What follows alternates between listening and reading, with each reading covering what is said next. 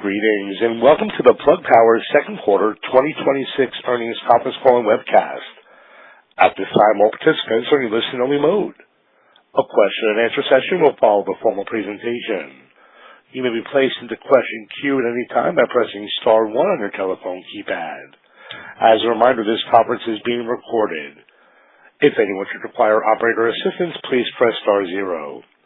It's now my pleasure to turn the call over to Vice President, Marketing and Communications, Teal Hoyos. Please go ahead, Teal. Thank you. Welcome to the 2026 second quarter earnings call. This call will include forward-looking statements. These forward-looking statements contain projections of future results of operations or of our financial position or other forward-looking information. We intend these forward-looking statements to be covered by the safe harbor provisions for forward-looking statements contained in Section 27A of the Securities Act of 1933 and Section 21E of the Securities Exchange Act of 1934. We believe that it is important to communicate our future expectations to investors. However, investors are cautioned not to unduly rely on forward-looking statements, and such statements should not be read or understood as a guarantee of future performance or results.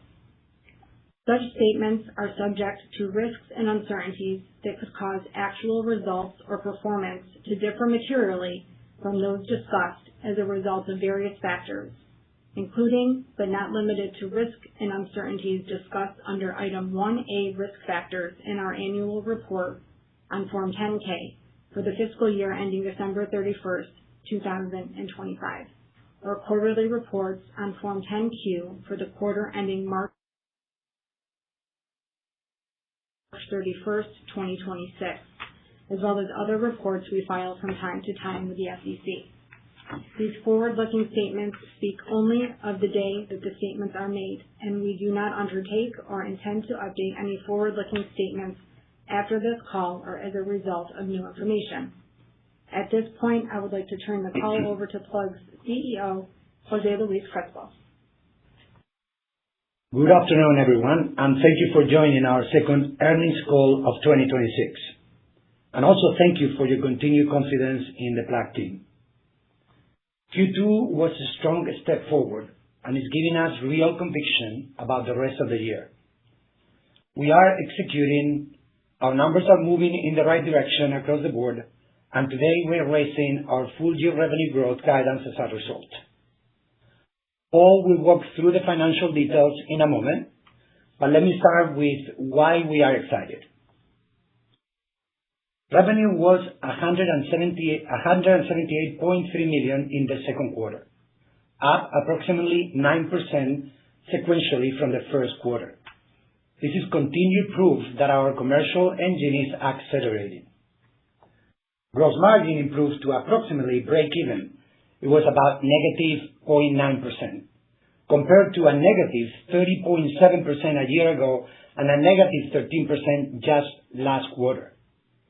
That's a meaningful step in a single quarter, and it's the direct result of the operational discipline we have built into Quantum Leap, which is our restructuring program, combined with improving service margins and better plant utilization in hydrogen production.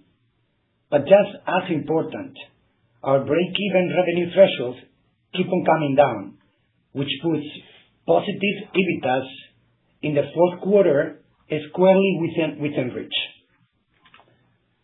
Operating expenses declined approximately 50% year over year to $62 million. Again, a direct reflection of the discipline we have driven through Quantum Leap and our continued asset monetization efforts. And on the cash side, net cash usage improved to $61 million this quarter, a reduction in cash usage of about 58% compared to the first quarter. Our cash burn is coming down, and the trend line matters enormously as we head towards profitability. Our priorities for 2026 are clear, and they haven't changed. Disciplined execution, profitable growth, and continued improvement in cash utilization and operating leverage. What has changed is our confidence in how the year plays out. On our last call, we guided full-year revenue growth of 13 to 15%. Based on our first half results and the visibility we now have into the second half, we are raising that guidance today to 15 to 16% for the full year. Our business has historically been second half weighted, with the fourth quarter benefiting from year-end deployment cycles.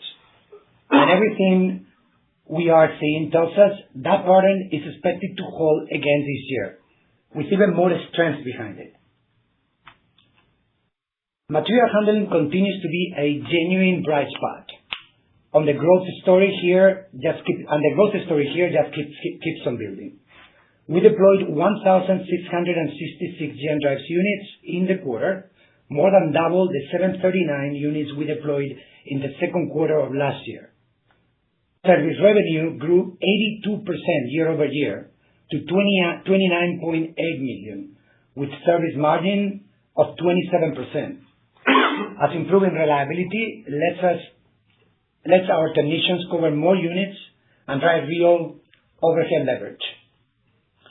And we're not just growing, we're building a durable, recurrent revenue base. Two of our largest material handling customers are planning to refresh more than 20,000 Gen Drive units over the next 3 years. This is a multi-year revenue opportunity sitting right in front of us, and is exactly the kind of embedded growth that gives us confidence well beyond this year. Our electrolyzer business continues to build real commercial momentum. We announced the FID of the 30-megawatt Barrow Green hydrogen project for Carlton Power in the UK. This is part of the 55 megawatts we were awarded in November of 2025, and we expect the additional 25 megawatts to reach FID in 2026. In Q2, we were also selected for the 275 megawatt feed on the H2Gen current project in Quebec. And on July 7th, we announced that Plug secured a 50 megawatt Gen Eco electrolyzer order following the final investment decision from Orica's Hunter Valley Hydrogen Hub in Australia, and this is the largest renewable hydrogen project to reach FID in Australia. As an update on the business, our 100 megawatt project with Galt in Portugal and our 25 megawatt project with Iberdrola and BP in Spain continue progressing positively on the commissioning. But I also want to flag something bigger on the horizon here, because I think it is an important part of the electrolyzer story for the next several years. Europe continues to advance the conversion of the Renewable Energy Directive 3, it's called RED 3, into a national law across EU member states. Spain is the latest country to release a draft framework establishing a 11% renewable fuels on non-biological origin, which is the RFNBOs, by 2040. This is backed by a specified non-compliance penalty and a system of tradable carbon reduction certificates. Based on our preliminary internal analysis, we believe Spain's framework alone could drive approximately 10 gigawatts of electrolyzer demand by 2030. In addition, the European Commission approved a €780 million Dutch subsidy scheme targeting 400 megawatts of electrolysis capacity with an auction plan for early 2027. And also the European Commission plans on launching a fourth hydrogen auction in December of 2026 with a budget of up to €500 million. Now, this is the kind of regulatory tailwind that turns a strong pipeline into a durable, multi-year growth runway, and we like our position to capture it. Now, turning to hydrogen, our fuel business delivered approximately 15% revenue growth year over year to $39.5 million. This is driven by continued growth in hydrogen consumption across our expanding customer base. Fuel gross margin improved to negative 48%, from negative 91% a year ago, on improvement plant utilization, production efficiency, and network optimization across our production facilities in Georgia, Tennessee, and Louisiana. We still have work to do here, obviously, but the trajectory is decisively in our favor, and we expect that progress to continue through the second half of the year. We ended the period with $161.9 million of unrestricted cash, with net cash usage improving to $61 million for the quarter, down approximately 58% sequentially. We're also executing on our asset monetization programs, and as an update to the Stream transaction we announced on July 13th, where we indicated approximately $80 million of expected near-term liquidity, we have already received $47 million. This is a step forward of our initiative to unlock more than $275 million through this asset monetization and non-dilutive financing, and we expect to keep delivering on this initiative in the coming quarters. So, put simply, this was a good quarter, and it sets up an even better second half. Revenue is growing, margins are approaching breakeven, operating expenses are down 50%, cash burn is falling, and we are raising our full-year guidance to 15 to 16% growth. We remain on track to deliver positive EBITDAs in the fourth quarter, a milestone that marks a real turning point for the company. We're building Plug into the profitable, cash-generative hydrogen leader we set out to become. We have work to do, but Q2 is more evidence that we are getting there. And with that, I'll turn the call over to Paul for a more detailed review of the quarter, including our liquidity position and financial outlook. Thank you. Paul? Thank you, Jose Luis, and good afternoon, everyone. Building on Jose Luis's comments, I want to leave you with three key takeaways from the quarter. First, the margin transformation is real and it is compounding. We exited Q2 at essentially break-even gross margin, roughly a 30-point improvement from a year ago. Second, our cost discipline is showing up everywhere it should, including improved margins and reduced OPEX, which yields reduced cash use.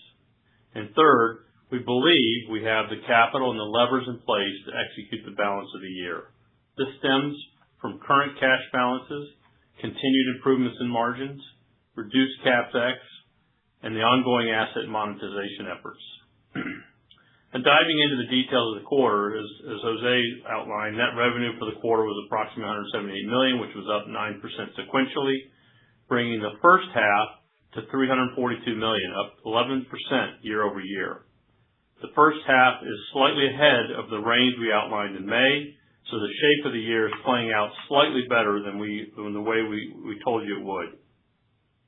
And as Jose Luis outlined, given our traction and pipeline, we're increasing our full-year projection to 15 to 16% growth off of 2025. We expect some growth in Q3 26 sequentially and over the Q3 of prior year, but the majority of the volume in the second half forecast we expect unfolding in the fourth quarter of 26. On margins, let me expand a bit because this is where the last 2 years of work really are starting to show off. Gross margin came in at essentially break even versus the 31% a year ago, as I outlined. Every platform contributed. Equipment margin was positive, driven from volume leverage, continued manufacturing cost optimization, and supply chain leverage. We're also recognizing benefits based on the tariff recoveries and reduced tariff spend. Service margin was 27% positive as unit reliability keeps improving. Our cost of service is down materially, and that's letting us expand the tech unit coverage and drive overhead leverage. PPA loss rates improved to roughly negative 30% from negative 92% a year ago, which is driven from cost reductions to service this PPA fleet, coupled with the sale-leaseback buyback program, which reduces our equipment lease cost. Fuel margin improved to roughly negative 48% from negative 91%, as Jose Luis outlined, driven by the increased plant utilization, improved network optimization, and benefits of our supply agreements. Still a lot of work to do, but these are structural improvements, not one-quarter effects, and they keep lowering our break-even threshold. Just to prelude the second half in context of our target to achieve positive EBITDA in Q4, this will come mainly from increased gross margin and will stem from many factors. Driving more sales as the second half will be 40% higher than the first half, and this will mostly come from equipment volume. Driving more cost downs in manufacturing and supply chain, such as ramping our diffusion bonding process for ELX stacks as an example. Continuing our service reliability improvement trends and driving enhanced tech leverage, especially given the number of sites and gen drives being deployed in the second half. Further improving the fuel network leverage given continued growth in fuel sales and focus on network logistics costs and network efficiency. And driving even more improvements in our PPA platform by further service cost reductions and completing more sale-leaseback buybacks. GAAP operating expenses were the $62 million, down to 50% year over year, but I want to be transparent on the composition. This includes $39.7 million of recoveries of previously impaired assets, principally the $37 million gain from a resolution of a customer contract dispute we settled in June. Excluding that recovery and the IT sales transaction fees for this quarter, and excluding impairment, restructuring, and other non-cash changes in contingent consideration as an example, operating expenses continued to decrease, and we believe we remain on the path towards the roughly $75 million a quarter run rate we discussed in May. The OpEx reduction stems from continued scrutiny over headcount, discretionary spend discipline, and from reduced CapEx spend yielding lower depreciation. On the bottom line, GAAP EPS was a loss of 14 cents versus a loss of 20 cents a year ago. I'd note that the GAAP result in Q2 of 26 carries about $104 million of non-cash mark-to-market valuation charges for our convertible debt and warrant liabilities, driven primarily by our own stock price appreciation in the quarter. Adjusted EPS was a loss of 7 cents versus 18 cents a year ago, and reconciliations on these adjusted EPS numbers are in our tables. The net cash usage for the quarter was roughly $61 million, an improvement of 58% over Q1 of 26. The continued asset monetization efforts is contributing to margins and overall reduced cash usage, but even setting those aside, the underlying burn continues to improve and to step down on margin improvement, working capital leverage, and reduced CapEx spend. Inventory is down about $28 million from year-end, and we still expect at least $100 million of inventory reduction for the full year, weighted to the second half. Capital spending remains light, under $9 million in the first half. We ended the quarter with $162 million of unrestricted cash and $510 million of restricted cash, which means we have over $670 million in total cash. The restricted cash continues to keep coming back to us, more than $115 million released in the first half, and roughly $155 million of the remaining balance is scheduled to release over the next 12 months. It is effectively a built-in non-dilutive funding stream, and subsequent to quarter end, we announced the transaction expected to generate approximately $80 million of near-term liquidity through the sale of our Graham, Texas project and the stage closing in New York Gateway. The first phase is this program to unlock more than $275 million through this overall asset monetization non-dilutive financing program. Out of this initial $80 million in July and August to date, we've received already $47 million, bringing the total for this endeavor so far to $52 million. For the full year, we plan for our sales growth of 15 to 16%, and we believe that the first half puts us squarely on that trajectory. We remain laser focused on our Q4 goal of positive EBITDA. The levers are the ones that you watched us pull on all year, and the ones that I've outlined today. We believe we have the balance sheet and clear non-dilutive capital opportunities to execute. In summary, we believe we are postured to deliver on our targets we have set for ourselves this year, and we look forward to sharing more as our progress progresses throughout the year. With that, I'll turn it back over to Jose Luis. Thank you, Paul. So now, again, thank you for attending the call, and we'll go to the questions part of the call. Thank you. Now we're conducting a question and answer session. If you'd like to be placed into the question queue, please press star 1 on your telephone keypad. A confirmation tone will indicate your line is in the question queue. You may press star 2 if you'd like to remove your question from the queue. We ask you please ask one question and one follow-up, then return to the queue. Our first question today is coming from Colin Rusch from Oppenheimer. Your line is now live. Thanks so much, guys. Appreciate the question here. Can you talk about the drivers for the service margins? How much of that is being driven by improved contracting, and how much of it's being driven by better performance of the assets out in the field? Hi, Colin. Thank you for the question. The improvement on services really is driven by several factors. One of them is the reliability of the units is improving. The stack performance is improving, and that's leading to us being able to use less techs to actually service the units. So the overhead is also improving.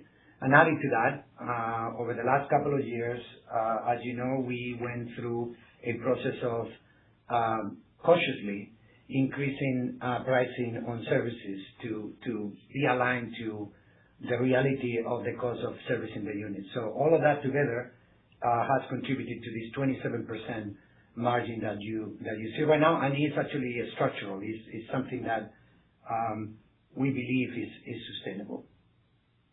Excellent.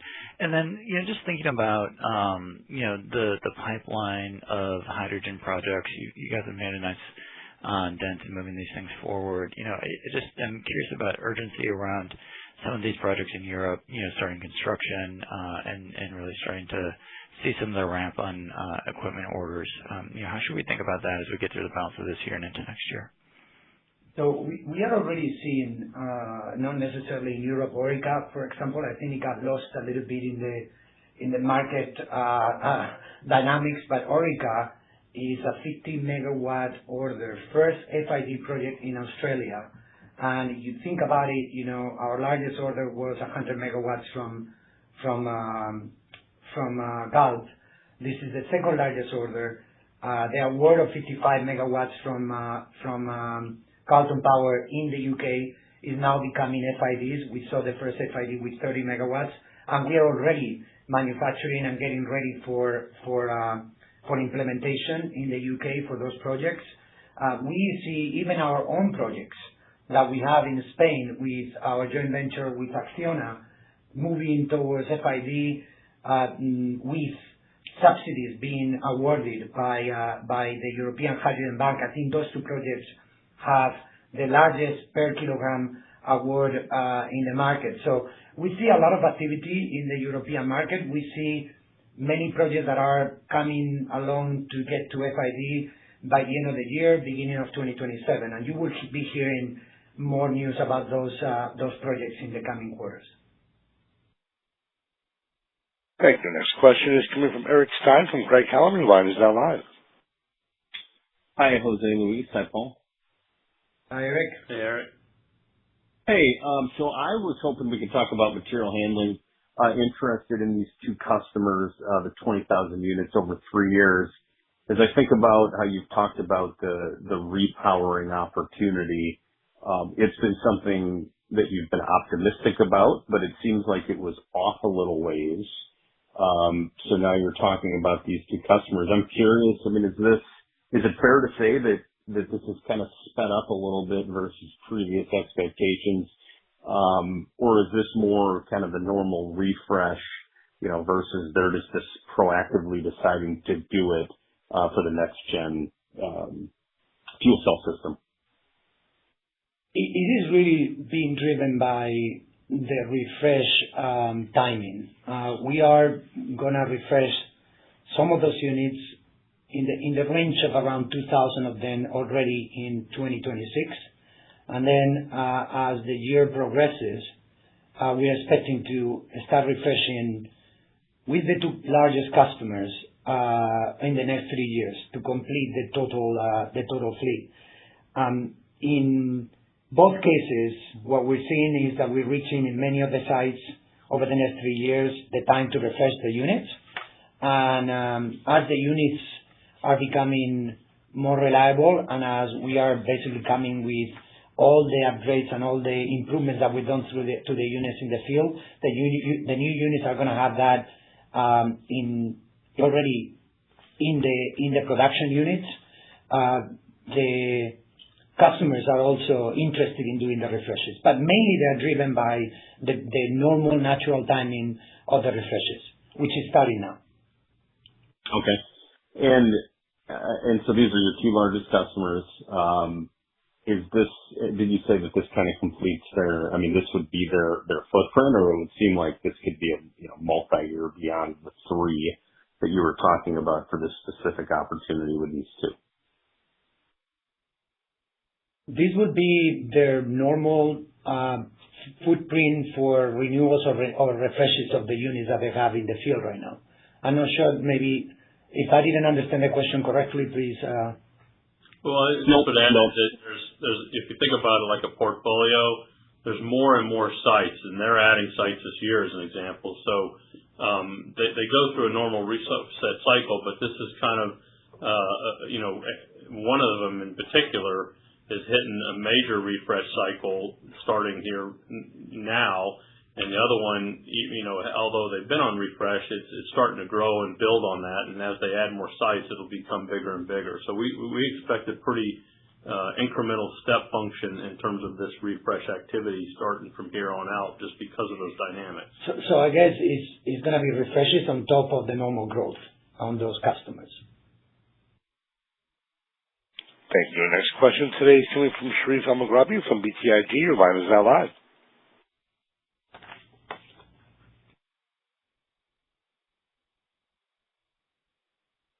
Our next question is coming from Chris Dendrinos from RBC Capital Markets. Your line is now live. Yeah, good afternoon. Maybe just on the fueling margins here, and I think pretty solid improvement year on year. Sequentially, call it relatively flat. Just what are the next big drivers to push or to fuel, no pun intended, more fueling improvement? Thanks. Thank you, Sharif. We're going to continue operating more efficiently the plants. We have the 3 plants, Tennessee, Georgia, and Louisiana. So as we continue operating them, we are getting more efficient and higher utilization of the plants. On the logistics side, we're going to continue also improving our logistics. We are continuously trying to make sure that we deploy and send hydrogen to our customers in the most effective way, and we are implementing systems to be able to do that the most effective way that's possible. And finally, we are working in each one of the sites and also in the plants to make sure that the actual efficiency of the systems is improving over time. So those are the items that we're working on to improve our margins in hydrogen. Got it. Thanks. And maybe just as a follow-up to an earlier question on the electrolyzer pipeline here, and you had highlighted Spain being a potential, I think, 10 gigawatt market by 2030. What are kind of the key markers here? What should we be looking for in terms of, I guess, the cadence of when demand would potentially pick up for that market specifically? Thanks. So RED III, which is the regulation that is being implemented as a law in the different countries, in the different European member states, mandates a certain amount of hydrogen being used in transportation, and specifically for refineries to be converted as different percentages in different countries, but there is numbers for each one of the countries before 2030. So what we're going to see, and 2030 is here. I mean, we are right now mid of 2026. So we have basically 3 years and a half to make those conversions. So we are already seeing some of those projects moving. The projects that we already have and we're implementing, Iberdrola and BP and the project with Galp, and some of the projects that we have, smaller projects on the refinery side, is a result of this legislation becoming a reality. So as the draft in Spain, for example, gets approved, which is expected to be in the next few months, and it becomes an actual law, we are expecting that companies start actually executing and moving forward with the projects. We have many of those projects are already in our funnel. This is the $8 billion funnel that we've been talking about. These are not new projects that we're going to basically pick up right now. It's projects that have been, many of them we've done the engineering phase. They're ready to go. And once this happens, the project will start moving forward. And we're hoping that by the end of this year, beginning of next year, you will start seeing some of these projects becoming a reality by reaching FID. Thank you. Our next question is coming from Samaya Jain from UBS. Your line is now live. Hi, team. Congrats on the quarter. So now that gross margins have approached break-even, can you provide more color on the primary structural drivers, whether it's pricing power, product mix, or lower input costs that are expected to push margins into the positive territory in the second half of the year? I'm going to let Paul take that one. Yeah, I think so. The first thing is sales volume. If you think about us, with the numbers that we've shared in the forecast of our guidance, as I said earlier, that suggests mathematically that we'll be up, to meet those forecasts. It's about 40% growth off of the first half, and that mostly is equipment volume, and that's where we really become very accretive because of the contribution margin, since we're already covering the fixed overhead. So that's a big driver. The second is we still got lots of opportunities on the manufacturing costs, and so we're still very early in the electrolyzer scale and manufacturing processes, and still have a lot of opportunities to optimize that cost structure. And we have already driven a lot of cost out of that equipment and continue to plan further cost downs on that as an example. The other two big buckets really is service. You've seen big moves on service margin. We see continued improvements in reliability, which gives us opportunity to leverage more units per tech as we continue to scale. And since we have a lot of units and sites going live in the second half, we're continuing to take advantage of that. But we continue to invest in more reliability improvement processes, and so that's continued to pay off. And then lastly is, we just talked a few minutes ago, it's about the fuel. And so as we continue to scale volume on our fuel network, drive out improve logistics costs and efficiencies of the systems, those are the themes that you're going to continue to see collectively drive margin. But in the second half in particular, it's mainly sales volume. It's just such a big step function in context of our targets and our forecast. Okay, great. Thank you. And then with recent milestones like the order for Orica and the Carleton Power FID, what is the conversion rate timeline for turning feed scopes such as the Quebec project into firm FIDs? In the case of the project in Canada, we're working right now on the FEED, as we mentioned, and the estimated FID timeline is beginning of 2027.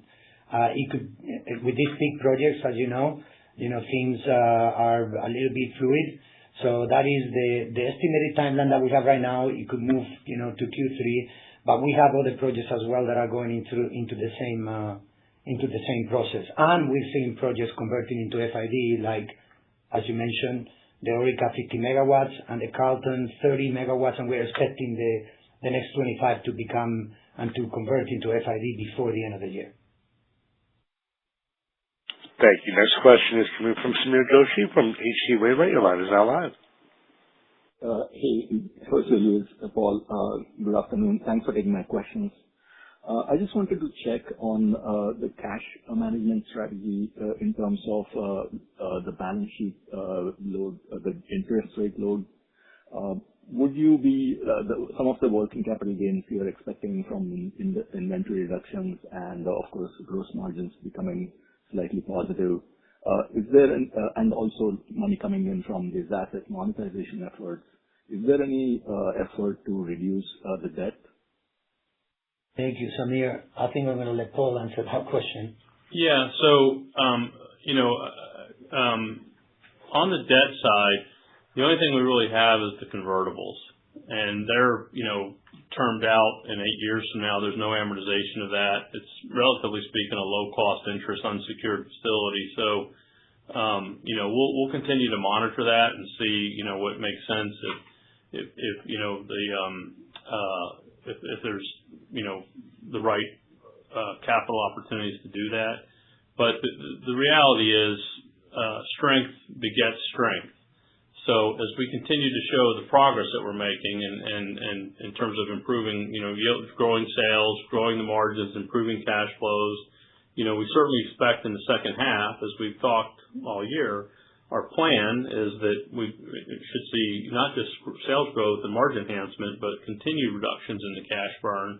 And so that puts us in a good position as we start approaching, potentially positive operating cash flows, that it opens up even more avenues for me for debt, and capital solutions at lower cost options. But, we're in a good position right now. We ended the quarter with a, pretty sizable cash balance. We've subsequent to the quarter end, as we've talked about, we've already brought in, $47 million from this, data center asset monetization with visibility of another $30 million to $35 million in the short term. As that effort continues. And so, we're in a good position as we sit now that, to kind of fund the balance of the year. Understood. Thanks for that. And then just one, stepping back, your outlook for the year, I guess your fuel and PPA revenues are sort of more or less predictable, but is this growth, you did mention this growth is mostly going to come from equipment sales. What kind of visibility do you have? Are there any takes and puts that may exceed your guidance or cause you to not achieve these levels? We decided to raise guidance because of we feel we have good visibility and expecting to meet that guidance. The majority of the second half of the year is going to be associated with execution, which is an important piece of the business. But from a commercial standpoint, we have good visibility on what's going to make the year in terms of meeting that guidance. Understood. I will step back. Thanks. Thank you, Samir. Thank you. Next question today is coming from Craig Irwin from Roth Capital Partners. Your line is now live. Good evening, Jose Luis and Paul. Thanks for taking my question. First, I should say you guys did a great job conveying how Plug is clicking on all cylinders these days. So the prepared remarks, I appreciate those. Most of my questions have been answered, so I'm gonna ask a bigger picture question. Over the years, many of us that have followed Plug closely have seen systems in your factory being prepped for delivery for very big technology names, Fortune 50 type names. Intel is one that jumps out to me from the last couple of years. And, I know you don't always press release these things, but I know you've supplied electrolyzers and other power generation equipment to many of the Fortune 100, Fortune 500, other than the great names like Amazon that are kings of the data center market. What do you see as a potential avenue, or are you exploring the opportunity for data center participation for Plug? If you had a couple $100 million in incremental capital, is this something that you would do and that you could do on a relatively fair timeline? What would it take for you to make the investment there? Given that you do have a competitor out there with a market cap in the tens of billions range, that I don't think has technology that's much better than Plug's. Obviously, I prefer Plug's. Well, Greg, thank you so much for your question and for attending the call as usual. I appreciate the big picture question, and it's a good hypothetical. If we had $200 million of capital to deploy. Obviously, the data center market is a market that everybody is paying a lot of attention to. And as you said, we have many customers of Plug that are data center customers. We did the first test with a 3 megawatt system with Microsoft for backup power for data centers. Right now, as Plug, as we have said before, we are 100% focused on three lines of business. One is material handling, which is at this moment actually performing really well and is bringing a lot of the growth in the company. The other one is electrolyzers. As I went through it before, the European market is about to heat up and to bring some orders to the table. We're expecting that to happen. And then, the hydrogen business, which is also an area of growth. We grew 15% the top line on hydrogen, and we're expecting it to not only bring growth and eventually, profitability, but also we are expecting, and it is an enabler for our business. Without hydrogen, none of these things really run. So those are the areas of the business that we are concentrating on. We are always looking at potential opportunities that we could grab in the market. And obviously, the data center market is being one that we've been looking at from different angles. One of them is to try to create a solution that using electrolyzers and using fuel cells could actually relieve a little bit the network tension that is created by data centers connected to the grid. Definitely, it's something that we're looking into. It's something that we haven't made any decisions, and right now, at this moment, we're concentrating on the three lines of business that I just mentioned, and we're going to push ahead on that and making sure that with those lines of business, we bring the company to profitability. I like that. Thank you. So my second question is positive EBITDA in the fourth quarter. That's obviously, something when you achieve it that Wall Street's going to cheer the results. Can you frame out what 2027 and 2028 could look like if maybe we continue along this positive trajectory, mid to upper teen revenue growth, continued structural improvements in gross margin? How would you expect budgeting to work on your frictional costs and your prioritization of EBITDA over the next couple of years?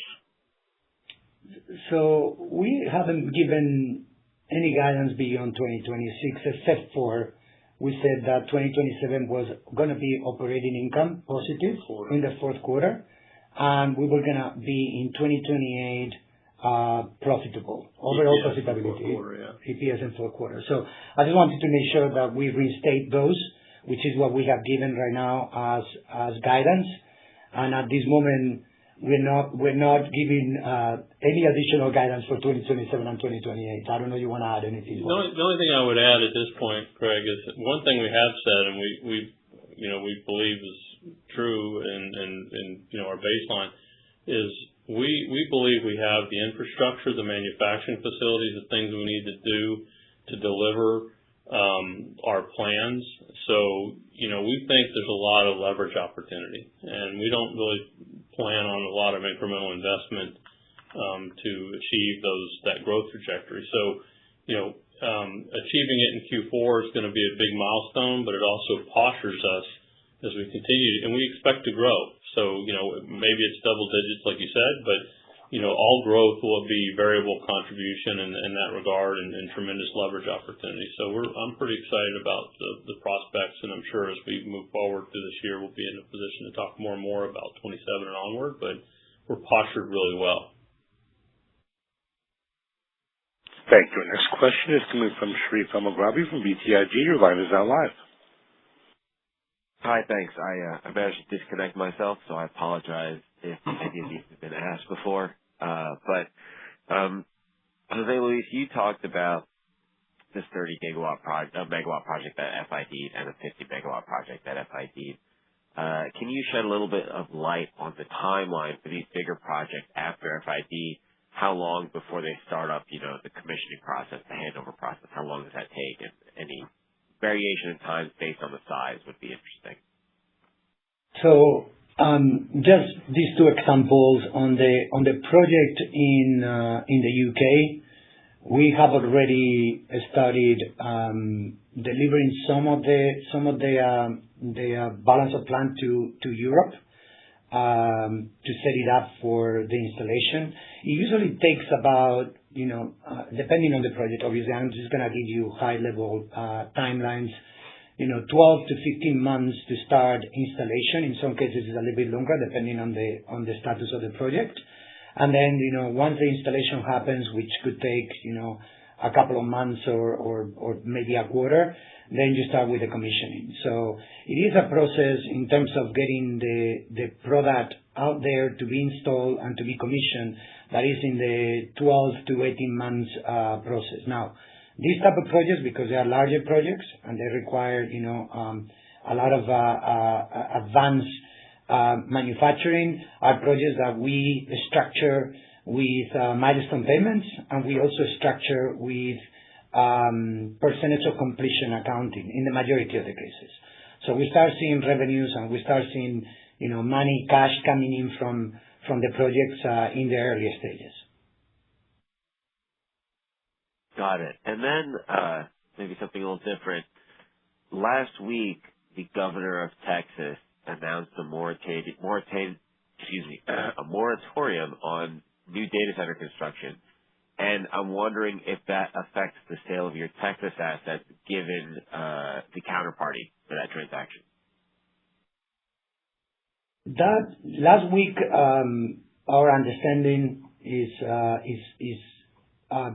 it was a letter from the governor asking to review the data center projects that were on the list of projects that want to be implemented in Texas.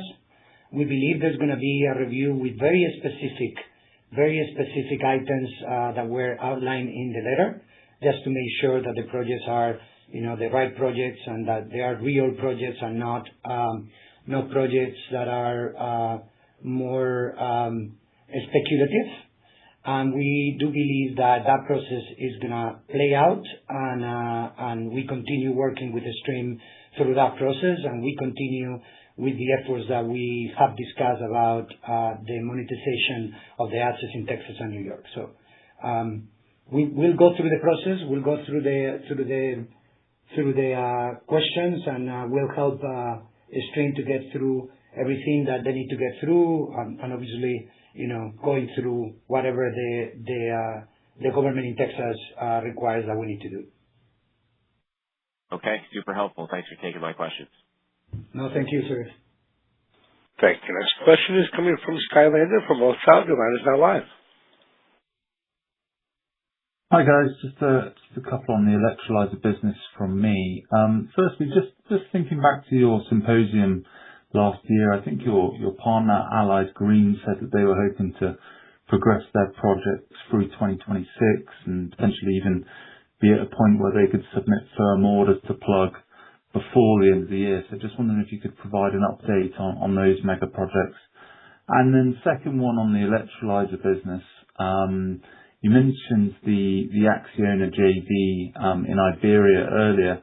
Just wondering if you could remind us all how that JV is set up, how big the initial projects are, and then importantly, kind of what the funding plans would be for those projects once they took FID. That would be great. Thanks.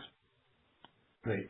So on Allied Green, we continue working with Allied Green on the progression of the projects in Australia and in Uzbekistan. We announced both projects. And as I was saying before, these type of projects are complex and they take time. We're still expecting and hoping that we will get the go-ahead as soon as possible from Allied Green, in either project. It seems like Uzbekistan is moving a little bit faster. But we keep on working on helping to try to get those projects to FID. In the Spain JV is a 50-50 JV with Acciona Energía. Acciona is, I think, the largest, and when I say I think, I don't want to quote, but I think it's the largest renewable company in Spain, in Iberia. For those that don't know what company is Acciona. And this is why we partner with them, because they have access to renewables. We have several projects that we are developing with them, but the most advanced projects are a project in the region of Navarra, in a city called Sangüesa. That project got 2.5 euros from the European Hydrogen Bank. And we have basically, all the ingredients to get to FID. We're hoping that it probably will happen at the end of 2026, beginning of 2027. And we will work with Acciona to find the funding for the projects. The same thing goes with the project in Zaragoza, which is the one that just got €2.85. I believe those two projects have the highest per kilo subsidies from the European Hydrogen Bank. In the case of Zaragoza, that project is a little bit less developed than the project in Navarra. That project right now we're still working through finding and getting offtake. While in the case of Sangüesa, we already have lined up a potential high probability of taker. So that's the situation with those two projects.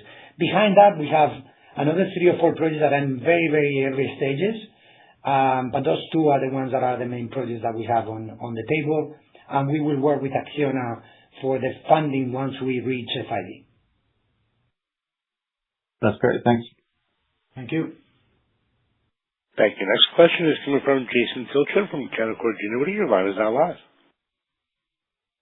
Good afternoon, everyone. Thanks for taking my question. Apologies if this was already asked. I've been hopping between a few calls, but I believe Paul said that progress towards Q4 EBITDA profitability is going to primarily be driven by continued gross margin improvement. Noticed there was such a notable step down in G&A expense in the quarter. Just hoping to unpack that decline a bit, and then looking forward to the right level of sort of fixed corporate cost to think about going forward. Thank you. Yeah, there's always ebbs and flows and things that have been happening, and what we've been saying and projecting is that our normal run rate, if you will, we expect to be about $75 million a quarter.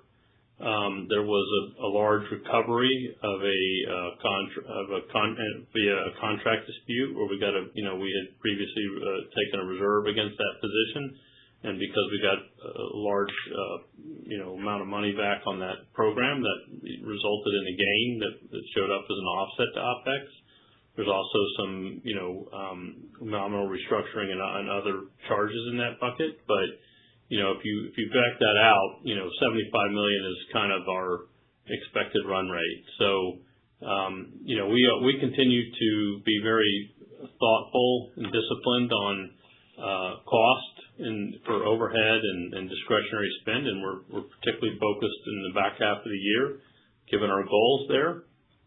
But if you look at it just mathematically, to get to the EBITDA target, it's mainly through gross margin in the back half of the year. So, and in Q4. Given the forecast that we've been sharing, and what we anticipate for sales, that's about 40% growth off the first half. And most of that is through equipment sales. So it's, it becomes very accretive when you sell incremental equipment when you've already covered your fixed cost at base. That's where that comment came from, and that's give you some color on what was going on in Q2. Very helpful. Thank you very much. Thank you. Thank you. We've reached the end of our question and answer session. I'd like to turn the floor back over for any further closing comments. Okay, so thank you all for the questions and for your continued engagement and support.